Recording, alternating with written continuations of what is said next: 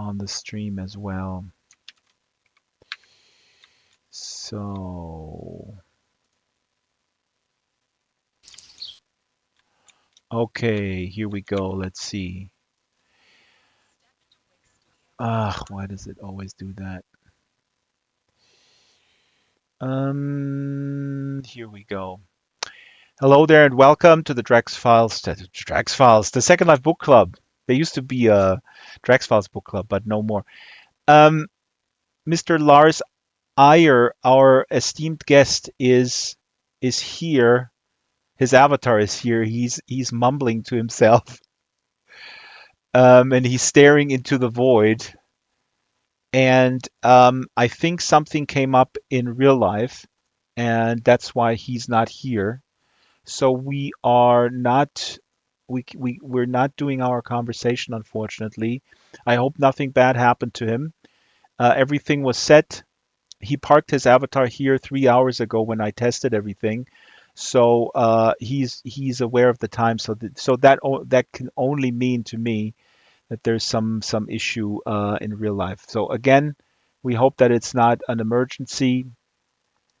But um, I just wanted to do my cold read that I wanted to start the program with because we had a full house here.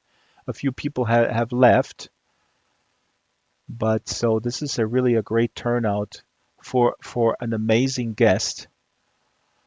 Um, and I hope we can reschedule something. But so Lars Iyer is a former philosophy teacher, but now he teaches writing. This book is called My While. It's the follow-up from his book Nietzsche and the Burbs, which is about a suburban doom metal band, kind of.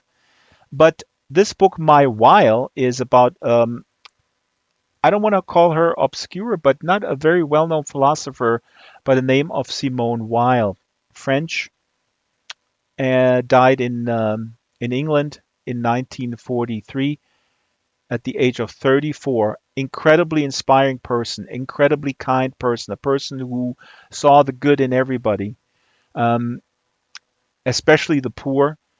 She died of malnutrition because she did not eat because she wanted to be in solidarity with French soldiers who were imprisoned in Germany during World War II. Now, the Guardian newspaper wrote a review, which I didn't read, but I read the headline. I don't read reviews when I prep for a book. And the Guardian calls it a satire on higher education, which it certainly is. But it's also deep and hopeful and sad and then optimistic again because it incorporates Simone Weil's take on what um, the human condition is, what our relationship with God is, and so on and so forth. Now, uh, what Lars does here, he puts this deep philosophy into a hilarious narrative that goes along with these PhD students who are procrastinating, masturbating, drinking, talking about mushrooms. That's why there's a lot of shrooms in here on the set. And they're talking about movies. They're talking about Lars von Trier's movie, The Antichrist. There's a loop here on the TV. They talk about Terrence Malick's movie, The Tree of Life. They don't do any writing really. What they should be doing, these PhD students, and they're PhD students in the humanities and in philosophy at a school, and they all come from sort of a working class background. This kind of important. In Britain, this is of course a different sort of makeup than in other countries. Um, but I want to start with a little bit of a cold read. Again, imagine this is like a bunch of friends, a handful of friends, and one guy, his name is Ismail, who I very identify with because he's filming everything. He's constantly taping absolutely everything. Okay, and his friends get kind of upset with him. So here is that section. Fuck, Ismail, put your fucking camera away. The revolution really can't be televised. You're such a leech. I'm lamenting over here, bearing my soul, and what are you doing? I'm preserving things, Ismail says. What are you actually filming? Valentine asks. I'm filming everyday stuff, Ismail says. Ordinary life. But why? Valentine asks. To remember all the days that didn't catch fire, Ismail says. The days without drama. Jesus. There are plenty of those, Marcy says.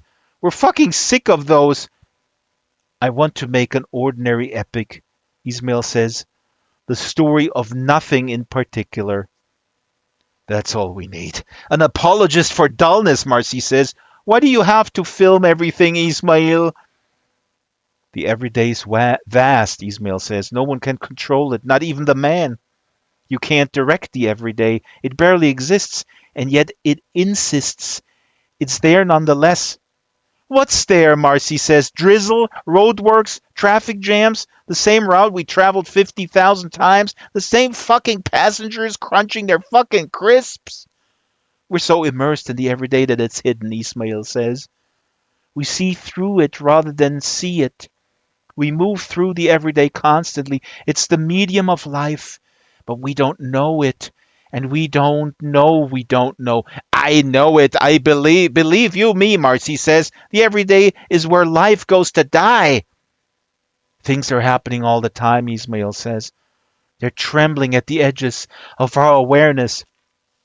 Dude, Valentine says, you got a pretty low threshold for things happening. So this gives you a little bit of a tone of the story, and this goes on.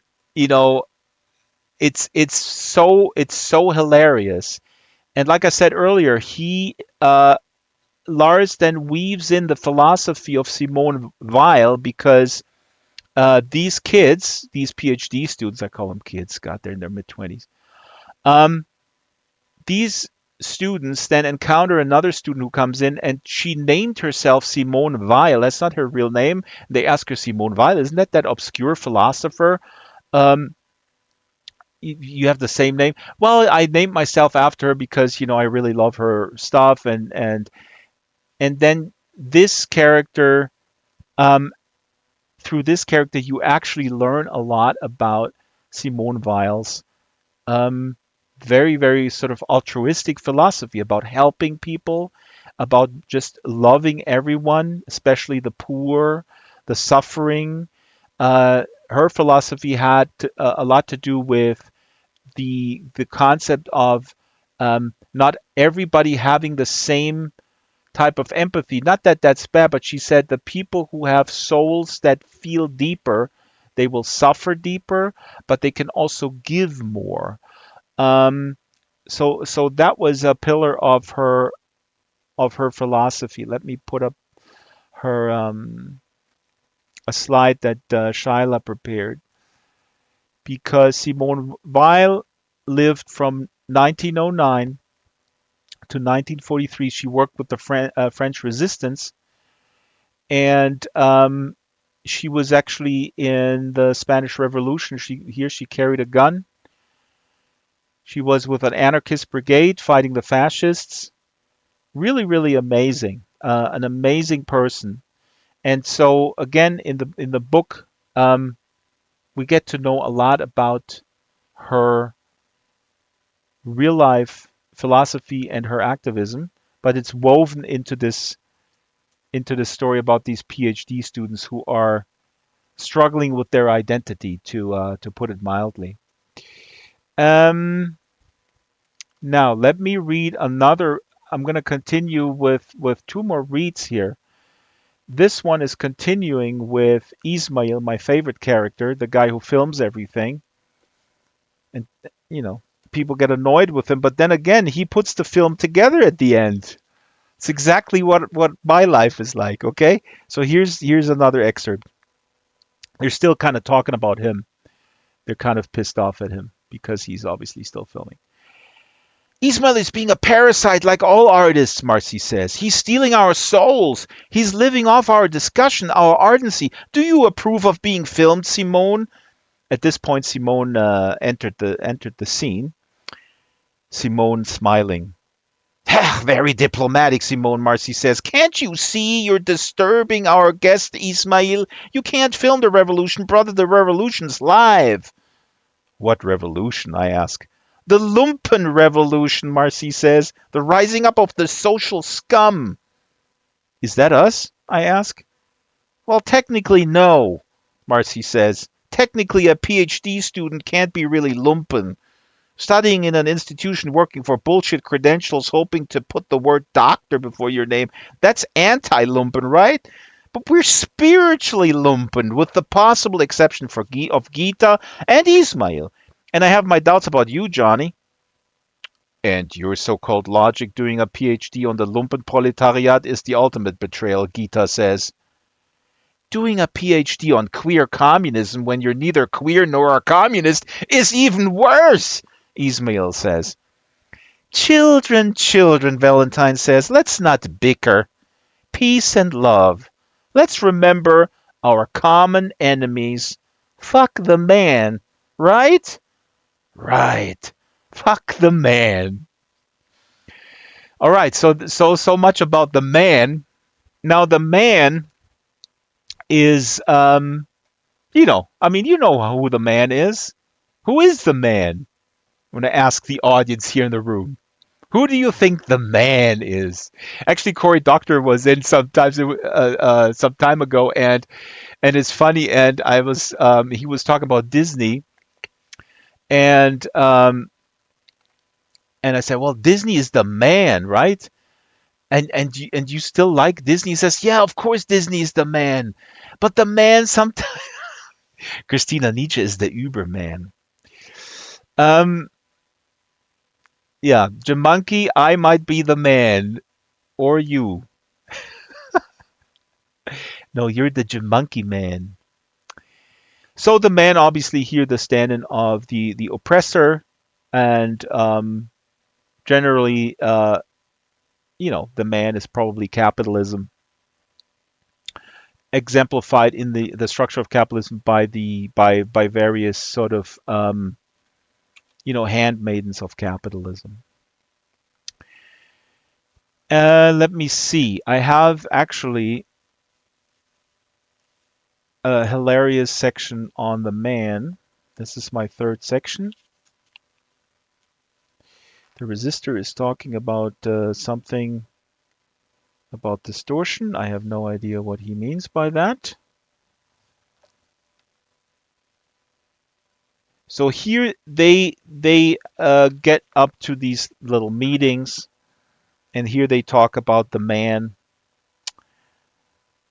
It's funny here in the room, people have not. I was anticipating that people knew who the man was. Another theory, maybe the man wants to tap into apocalyptic energies, the anarchy that's released at the end, like helium from undersea vents, from the melting permafrost. Maybe there's such a thing as disaster energy, like solar energy. That's what the man's trying to harness. He wants our disaster vitality, the life of our dying. That's why we've been brought here.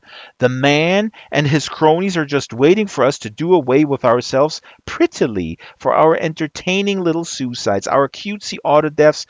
Maybe they'll probably share them like they share puppy and kitten videos. Sure, we're in the crosshairs, but we're too cute to shoot right now. Anyway, we're not a threat.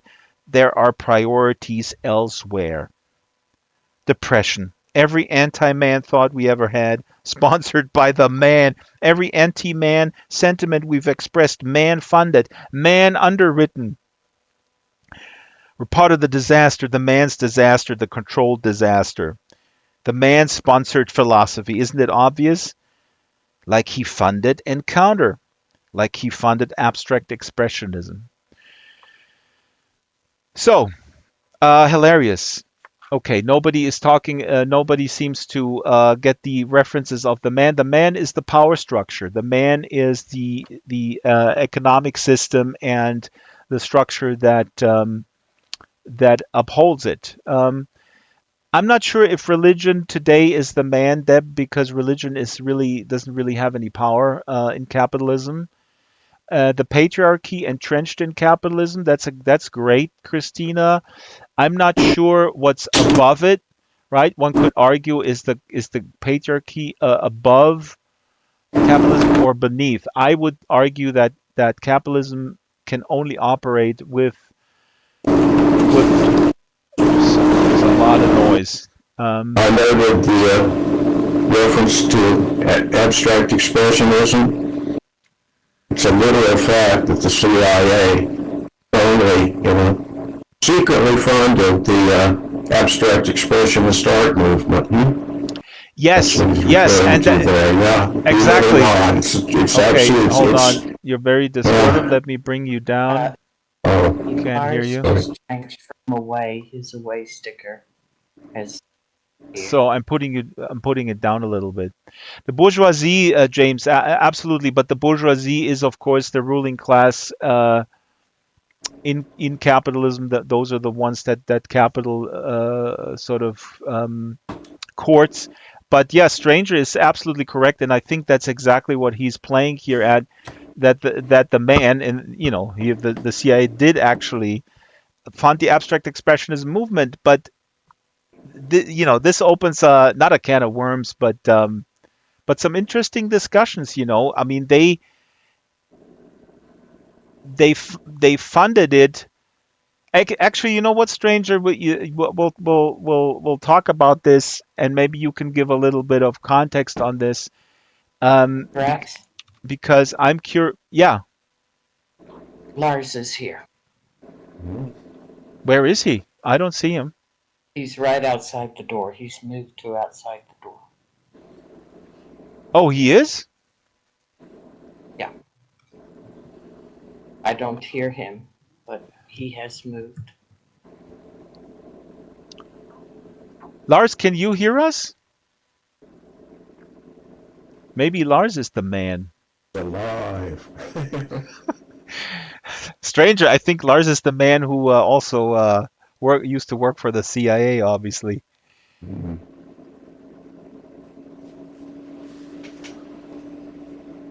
Lars, can you hear us?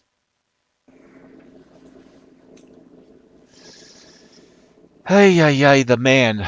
Now we have 30 minutes. Let's see if we can get a little bit of knowledge out of him. Resistor, could you refrain from being so sarcastic in a situation like this? This would be so awesome. I really appreciate it. Your comment earlier about the distortion, if I'm too distorted for you, you can bring me down a little bit, right? On my mixing board, what comes in and what goes out is actually not distorted. So great. Thank you so much. Awesome. I knew you were able to do that, and you did. So Lars moved outside. This is so hilarious. Yeah, too bad, Mr. Resistor. Work on it a little bit. You don't have to give us the play-by-play. I'm sure you can do this. You're a smarty. Smarty pants. Um, Lars is coming back in. Lars, can you hear us? Please, please. Please talk about the man. I'm IMing him, but I'm not getting a response. Yeah. So, folks, I'm gonna and also there's no response to my email. I'm gonna communicate this via the group, and I hope that he's away again. I know his technical system is very solid. So so again, my interpretation is that maybe his kid was playing around with the avatar as it's open, but he might be tied up with something. Let's hope it's not bad. Um, All right, so I hope I gave you guys a little bit of flavor for the book. It's hilarious. I prepared a nice rundown, and Lars is much more eloquent than I am. Now, next week we have. Sorry, not next week, but this is a program that I only did for Moon. Is Moon asleep? Because we have a guest that I decided to do this in German. She speaks English quite well, but she wanted to. She felt she writes for Perry Roden, which is a German sci-fi series. We had the folks on a few times, but she felt like she's not good enough in English.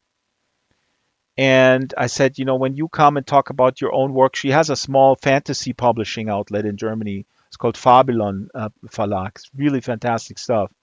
So, so we're gonna do a very special thing.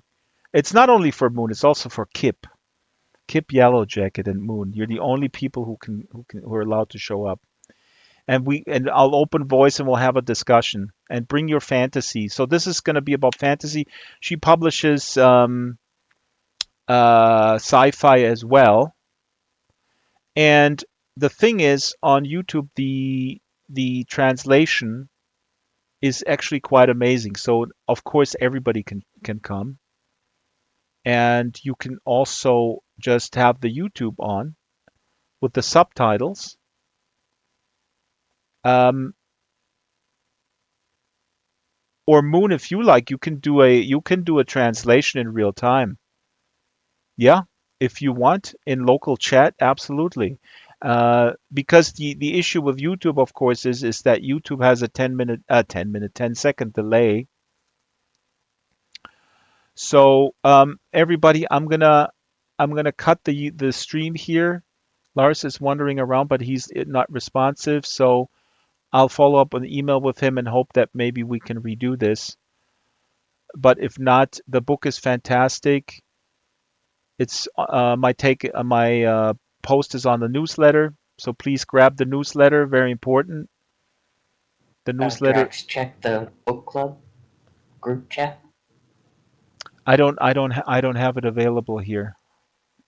He says, Lars says I'm here, but I don't think you can hear me. Oh, Lars, can you? No, we can't hear you. Um, can you?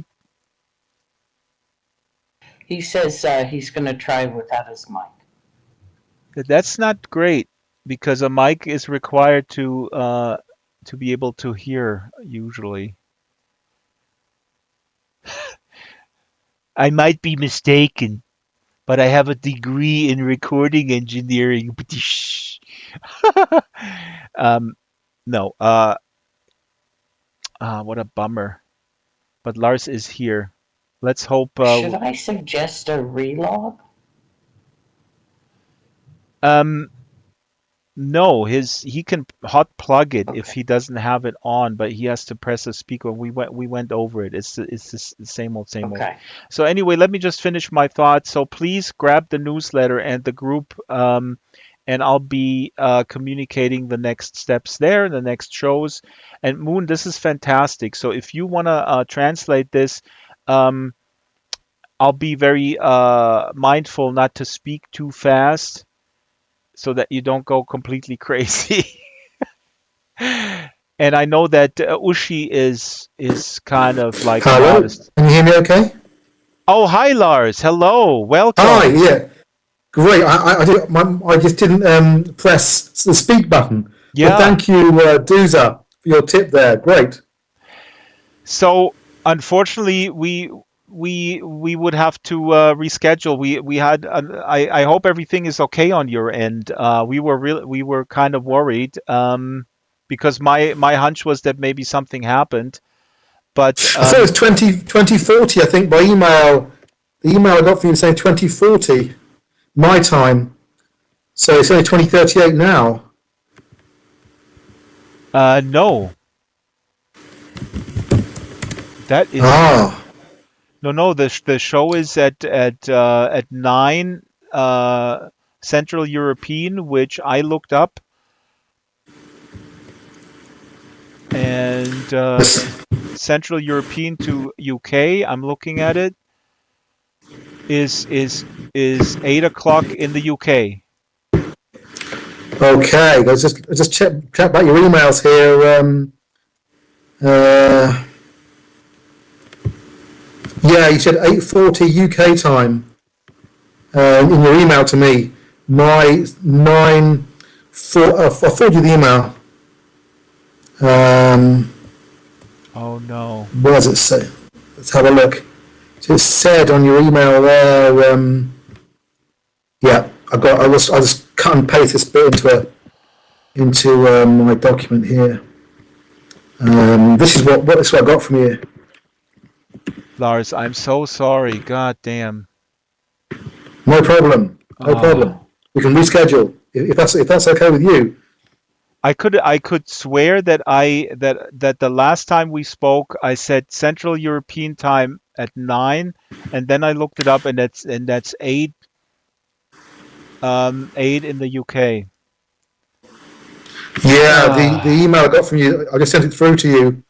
It's a summary. We are meeting at around 8:40 UK time and my 9:40 Central Eastern European time. So I just forwarded that email. So I'm sorry yeah. about that. It's a real No, shame. that is totally my bad. Oh God, how can I make this up to you? I'm sorry. But that's okay. That's no problem. That's fine. Ah,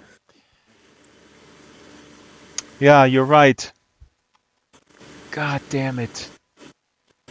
I have to find another mode where I actually sent this with Google, because then Google reliably converts, and even if I mess it up, I look at my Google and it's right here. Um, okay, it's funny, we're still streaming this. People say, "Don't be sad." Um, well, if we can reschedule it, that will be cool. I mean, the book is just so extraordinary. I just finished it earlier today. Um, what are Well, what are thanks very much. I'm totally open, whatever suits you, really. I'm pretty open this summer in terms of when we can speak. So maybe we should do it on a Wednesday, because the Wednesday is the established time. Actually, next Wednesday there is nothing. We can do on the Okay, 10th. let's do it. Let's do it. God damn it. And I was like, what's happening? Lars is standing outside, and I was like, God. And then I was like thinking, maybe you parked the Avatar there 3 hours before, and then you hit the road and you were in an accident. I don't know. You were in a No, no, I was traffic totally jam. ready. I was actually just preparing. I was just looking through my notes and preparing a reading. Oh yeah, So let's do it for next. do you want to do a reading? I can do a reading anytime. Yeah, but let's do one next Wednesday. Okay, let's do next Wednesday. Then I'll let you go. I'm so sorry to mess this up. This is I'll send you a CD of my 25th anniversary CD. Life goes on, and then it's over. It's very Sounds good. philosophical. Okay, great. Okay, okay. Bye, Lars. Oh my God. Bye, bye, everybody, and thanks very much. Oh boy. There's always something with UK time. Usually it's with Australian time. Australian time and UK time, they don't work well with me. Okay, folks, you heard it here first, and you heard it on YouTube. Next Wednesday, 12 p.m. I'll put it in the calendar. Oh, Monk. Yeah, it's you. It's you, Brits. That's the problem. Can everybody make it on Wednesday? I'll message the other ones, the other folks that left early. Oh, Monk. Ah, it's you. It's you. I was just checking my levels.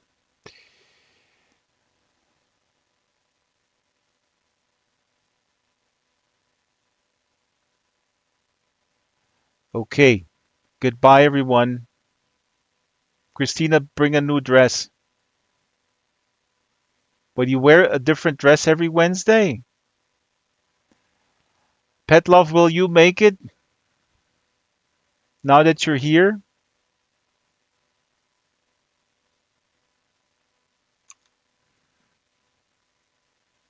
You have to wear a dress next Wednesday. There's no nakedness here on the book club. I'm just saying. Okay, I'm gonna quit. Goodbye.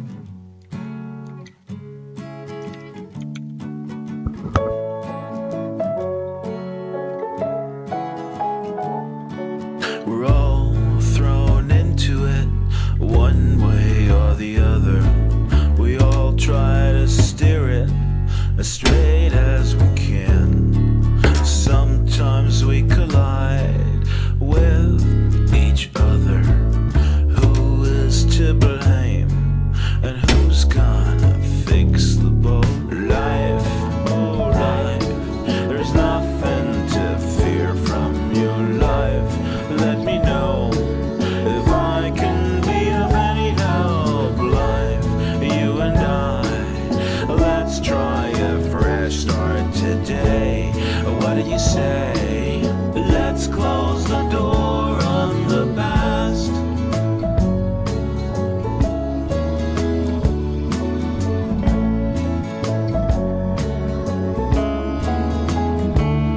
So we swim, and it is in so many ways just a little trick to keep our heads above water. But now I'm not afraid anymore.